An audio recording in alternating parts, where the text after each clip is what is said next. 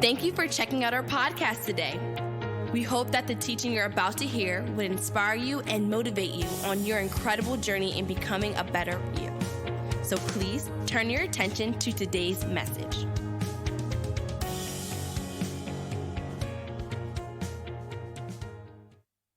Quit. How many have enjoyed Too Late to Quit this month? How many? Thank God. Thank God. That's awesome that God continues to motivate each and every one of us because it's not too late to quit. It's not too late to quit. So let's start. Today I want to do a quick recap. We have something at the end of the service that's going to be incredible and we want you guys to be a part of. But today I want to do a quick recap of the series Too Late to Quit. See, it's important to remember that we have been talking about how God's original plan for Israel was to take them to their promised land in weeks, not in 40 years. Also, in the weeks past, we have learned that when the people of Israel left Egypt and got about halfway to the promised land, Moses sent a few spies into the land to scout it out. But what happened when the spies went into the promised land to check it out? They came back with bad news. They came back with news that was negative. They came back with news of saying, hey, there's a lot of limitations over there. We're not going to be able to overcome them because they're too strong. And this is what we deal with all the time. Again, we deal with obstacles in our life. We deal with sometimes obstructions in our life that says that we aren't able to do it. But if you have listened throughout this month has just been a time of encouragement. Just saying to you, there's going to be a moment where you're going to feel like you're going to give up. But it's too late to quit. It is too late to say that you can't do it. It's too late. You just have one more step to reach. Every time I read this part of the story about how they got almost to the end and they were almost there to the promised land, I read that part and I see how stubborn they were. As Christians, we are stubborn. Because we have someone who holds all the answers. But because we live with a lot of stubbornness, we won't allow God to do his work in our lives. But I want you to understand, it's too late to quit. We have to understand that even when the slaves were released from Egypt, they were in the wilderness, but God was still working in their lives. God was still showing signs and wonders. If it wasn't a pillar, if it wasn't a pillar, or if it wasn't a flame directing on what path to go, God was still there. Even in the midst of their hurt, even in the midst of their destruction, God was still there. So today I want to go back again. I'm going to reflect on some points I did. So if you missed it, take some notes, write these notes down. The first point I want to make to you is that he got you. That was the first Sunday. He got you. No matter what you think, or no matter how far you think you've gone, he still got your back. He's there saying, you got this. I'm right here. Just take another step. You see, as Joshua did, you need to trust God. And you need to trust that God will fight for you, that God will be there for you throughout your journey. You need to remember that God has promised his people a land that would be full of blessing. It was worth the fight. It was worth going the distance. But the process of getting there would be a stretch of our faith. But you have to remember that he got you no matter what. We too often face these journeys as God leads us into our own promised land, and maybe you feel like the blessing is too long in coming. Sometimes we just want the blessing to hurry up overnight and happen. But there's a process. The journey is worth fighting for. It is worth going the distance. But the one thing I do know is that it's not going to be easy to get there. You have to depend on God like nothing before. And that's what takes me to my second point. Keep pressing through. Keep pressing through. We're living in times where people are giving up. People are losing their faith. People don't know what tomorrow is going to bring. But we have to keep pressing through. Even when things don't look right, even when they're not calculating right. They're not coming with the final total. It just doesn't make sense. Like, I can't be doing this if I'm living in this situation, but I'm trusting in God. Let me tell you something. God always shows himself in those awkward situations. There's not a testimony that I have not heard here at Scarlet No that said that everything came out to plan. There was always an obstacle that we had to face to get to the next level. Keep pressing through. God always knows our ways. He sees the big picture. And though it may not have been what we would have chosen, he cares for us. He loves us because God has a way of making everything all right at the end. But we have to keep pressing through. I don't know what you guys are going through this morning. I don't know what you've been going throughout this month. But for some reason, this has been something very heavy on my heart. That we have to speak to our family here at Scarlet No and also those that are watching us online and understand that we must keep pressing through. We're going to see the promised land. We need to keep pressing through. My third step for you is our steps are ordered by God. Everything you think that you can't do, you can do when you trust God. It's already ordered. It's already done. You just have to make the first move and start believing. But as humans, we do this because we live with all this hurt. Sometimes we feel like we have to do more from us so that we can receive the blessing. And God is saying, you're saying that you have to do more work than everything I've done on the cross for you? I've already done it for you. It's already yours. You just have to take it. You just have to take it. Our steps are ordered by God. That's the third point, that our steps are ordered by God. You need to trust the process. You need to trust that the next step will be better than the first step. That your adverse circumstances are just temporary. For this reason, I encourage you, my fourth point, listen up, my fourth point, don't make a permanent decision over temporary circumstances. Don't make a permanent decision over temporary circumstances. I told you the story about when I was looking for a house and my real estate agent was showing me some homes. And inside of the homes, because I deal with multiple sclerosis on a daily basis, each of the homes had handicap access, had a lift so that I can get to the second level. It was already prepared for my future, my destiny. Let me tell you something. God determines your destiny. God determines your destiny. You have to understand, yeah, I deal with issues. I have my ups and I have my downs, but I'm still trusting in God. I'm still believing in the miraculous power of God in my life.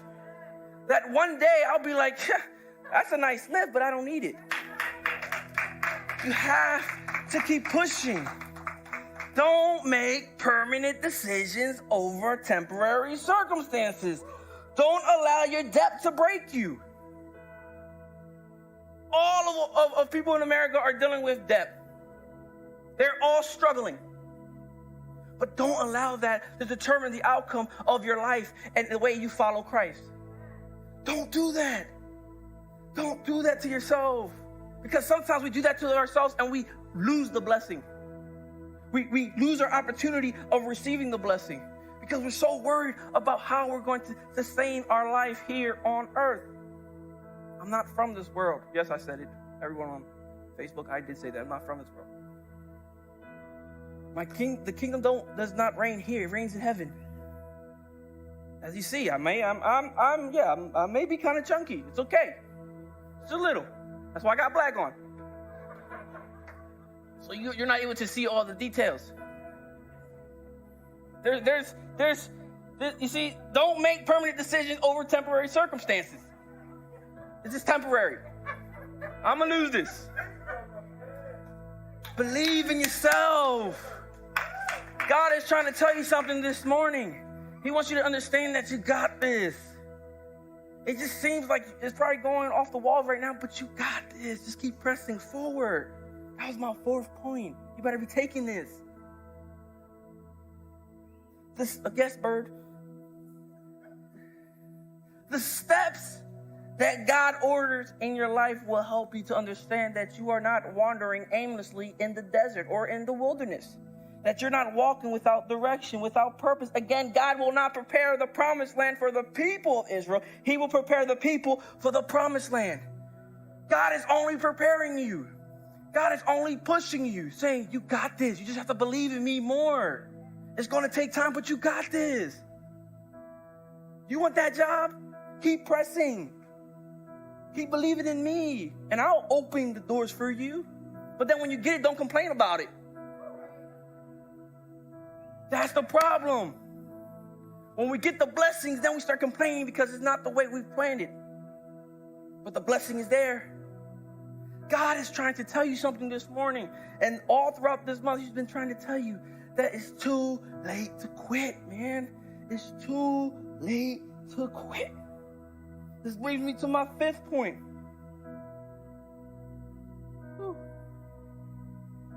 He is not preparing the blessing for you. He's preparing you for the blessing.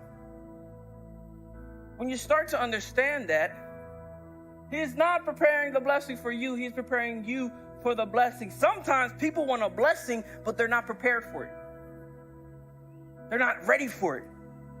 They're looking at the person with the nice car like, oh, I should have that already, God. That's not a blessing. That's just a curse sometimes. Because you don't have enough money to afford that car. And you're praying for something you can't handle yet. And God is saying, I'm going to give it to you on your own time. When I feel like you're ready, I'm going to give it to you. Maybe your marriage is falling apart. You're like, God, I need help. Or maybe you got married with somebody you shouldn't have got married with. There's a lot of times where people are saying, this is my boo and I love him so much and I can change him. If you can't change yourself, how do you think you can change him? It's impossible. It's impossible. Our job is not to change people. On this world, our job is to change ourselves, not people. We can't. When I was praying for my wife, I said, God, give me a woman, Lord, who can cook first and foremost. But a woman who was God-fearing. And just like my mom. And you got to be careful with those prayers. Because those kind of prayers, they really work, man. This lady is God-fearing. Security. Thank you. Those prayers work because I prayed so hard that the lady that I'm married to has the same exact name as my mom. It's kind of weird. But I call her mom. I call her mom and I call her my wife. Mamita. I had to prepare myself for my wife. I couldn't give her junk. There's a preparation that has to happen. And guess what? It happened even when I was a child, parents. My father and my mother were preparing a husband. So that when it was time, go ahead, Mom, give yourself an applause. There you go. So when it was time to let me go, I was able to walk by myself. But there's too many parents holding their child's hand, and they're also married. Can't do it. But when I met my wife, I knew that she was the one. I said, baby, I love you so much. I love you, girl. And she looked at me. She said, I love you, Papi, because she only spoke Spanish at the time. But God changed us so we could speak English too. We communicated. And God worked it out. He is not preparing the blessing for you. He's preparing you for the blessing. My wife is a blessing to me. Everywhere I go, they're like, oh, your wife is so smart. Your wife is so beautiful. Your wife is this and that. I'm like, thank you. I know.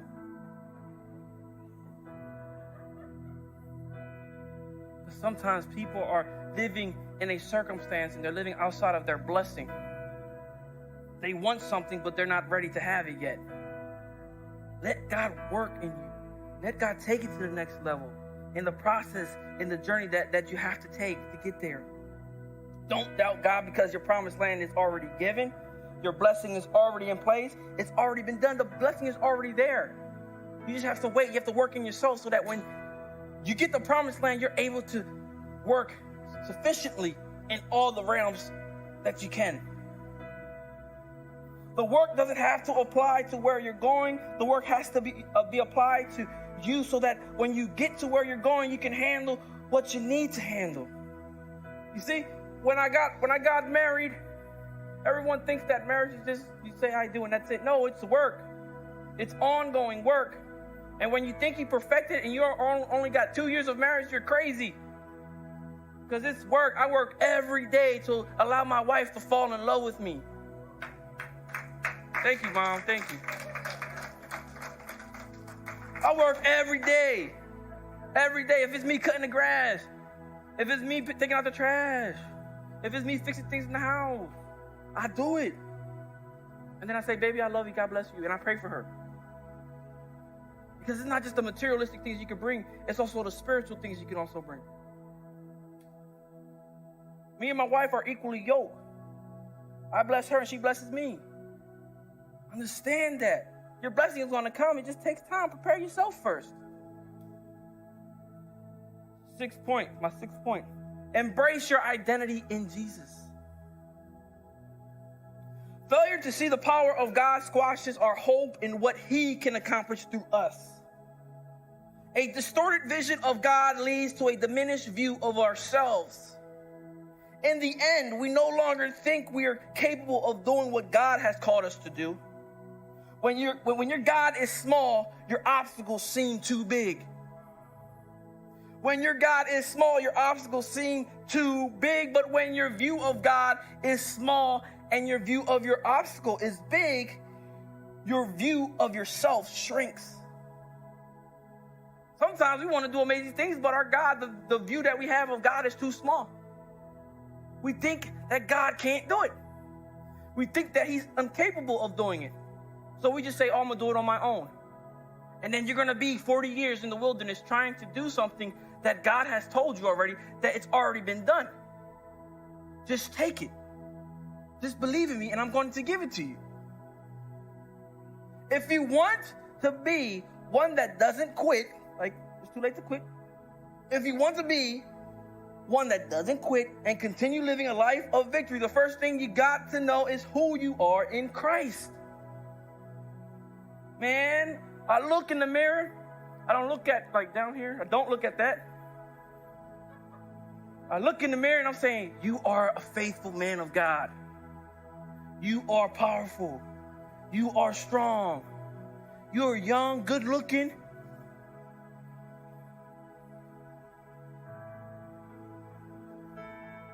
She said, thank you. I thought she was saying, okay, I got you. I'm like, what? You know, sometimes we look in the mirror and we look at ourselves and we don't look at Christ. We're made in the image of Christ. And when we start to understand that, all of the issues that we face sometimes go away. But sometimes we're looking in the mirror and we are disgusted at the person we're looking at in the mirror. It says, embrace your identity in Jesus. Every time I'm looking in the mirror, I'm like, this guy is amazing because he is in the image of Christ. Everywhere I go, in the car, look at myself in the car and just, hey, that's Christ right there. But sometimes we're living this life like we've lived before when we lived in the world. Remember, when you gave yourself to Christ, all of that has been erased. Jesus is not looking at that no more. He said, I paid the price for you. There's no reason for you to be living with guilt. There's no reason for you to be living with hurt. I've already paid it for you. But that's because as humans, and because we live in this world, we think that we can do more than what Jesus has already done. My 7th point. You have to keep your faith in God, man. You have to keep your faith in God. If you remove faith from your Christian walk, you have no power, you have no conviction, you're empty and you're weak. What took place on the cross would be in vain if you think that your problems are bigger than your God. What took place on the cross would be in vain if we think we can live without Him. What happened at the cross would be in vain if we keep looking for help through everyone else but God. It's something different when I'm worshiping God like this on a Sunday, or when I worship God like this at home, and I surrender all my problems to Him, and I say, Father in heaven, I need you now. I'm about to lose it. This world is crushing me, and I'm in pain, and I don't know how I'm going to overcome this. But I trust in you, Lord, because you handle all of my steps and you direct them all, Lord. And I love you, Lord. And I just believe in you, but for some reason I get kind of confused because I get distracted of what the world can give me, but I know that you're still in me. So there's a difference when you continue living a life where you still understand that God is still doing works in you, to when there's moments in life where you're just thinking that your provision is going to come from wherever your paycheck gives you every 2 weeks. My help does not come from this world. My help comes from my Heavenly Father. You have to keep your faith up. It's hard to keep your faith when everything is going horrible. When everything is... You see, there's moments that we live in our lives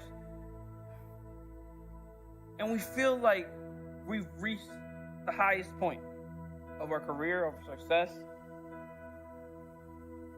And God is saying, you're done with having faith in me? You have faith in everything. You have faith in miracles. You have faith in that grass you're trying to grow.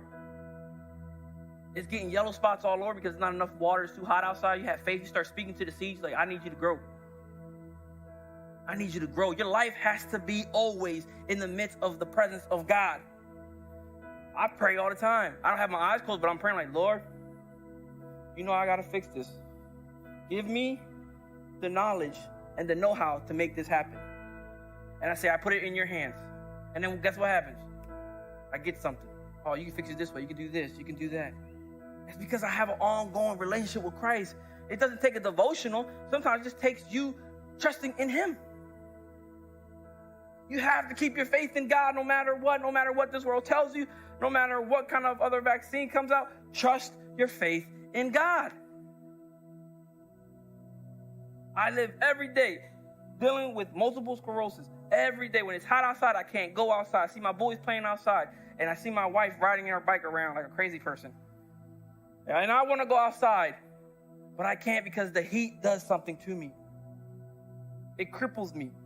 It makes all of my nervous system inside of me tighten up. So guess what? I buy certain equipment so that I can go outside with my family. I buy a vest that keeps me cool. I buy a fan that I walk around with. People think I'm crazy. People think I'm going through a certain stage in life, but I'm not. It's just I'm trying to keep myself cool. I'm trying to keep myself cool because I want to have fun with my kids and my wife. I don't make excuses for God. God has the final say. So if it's that I have to wear like a big cooling vest and have my fan and look like Inspector Gadget for a little while, it's all good. Why? Because I'm making memories at home. That's why my faith is in God. I'm like, God, you're going to take this away. But in the meantime, I'm just going to use all these gadgets. I'll go out, I'll play.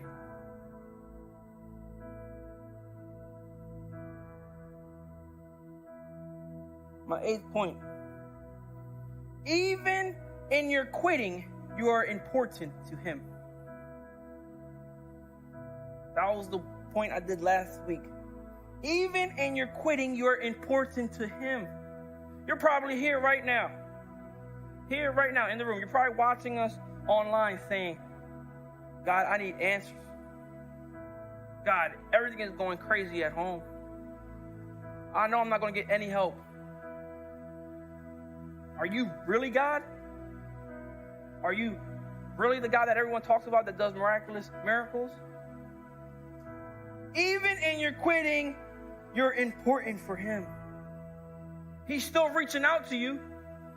Even when you think you can't make it, he's still trying to get your attention. He's saying, I'm here. I love you. I care for you. Stop crying. Wipe your eyes. You're not alone. In your pain and in your anguish, and even in your disappointment, God is full of mercy and in grace. God has room for humanity. God loves us so much that he will come for you even when you don't meet the criteria. Even when you're quitting already, he is still there. He is still there. And I want you guys to always remember that he is still there, that it's too late to quit. He loves you. He cares for you. He died on that cross for you and for me. Not because he wanted to, but because it had to be done. So that when you live in those moments of guilt and you live in those moments of pain, you could reach out at home. You don't have to call a 1-800 number. You can just fall on your knee and say, God, I need you. God, I surrender myself to you. God, I'm all yours.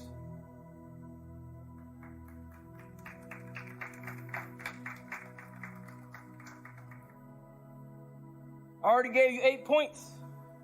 Those are all the points I had for the 3 Sundays I've been here. I just want to say thank you for the opportunity. Thank you for the opportunity of allowing me to be here in front of you and just talking. Because I call this talking. I just talk. Amen.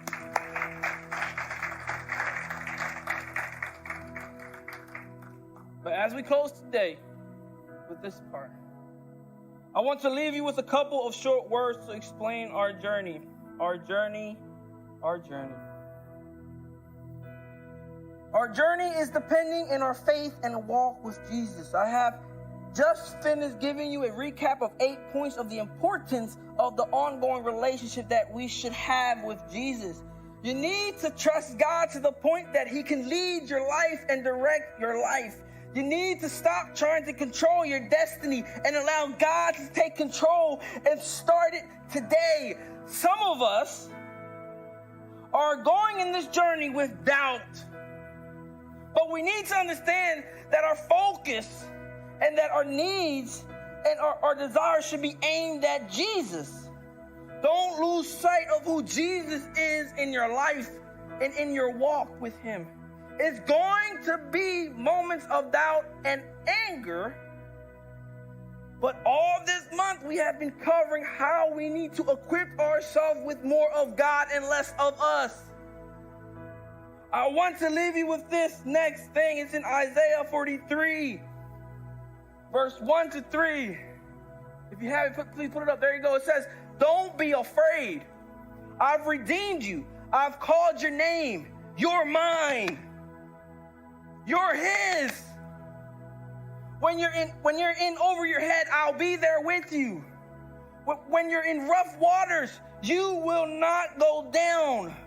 When you're between a rock and a hard place, it won't be a dead end for you because I am God, your personal God. Thank you again for checking out our podcast. If you would like to find information about who we are or how to donate so that we can keep doing what we're doing, please check us out at www.scarletnote.org. See you next time.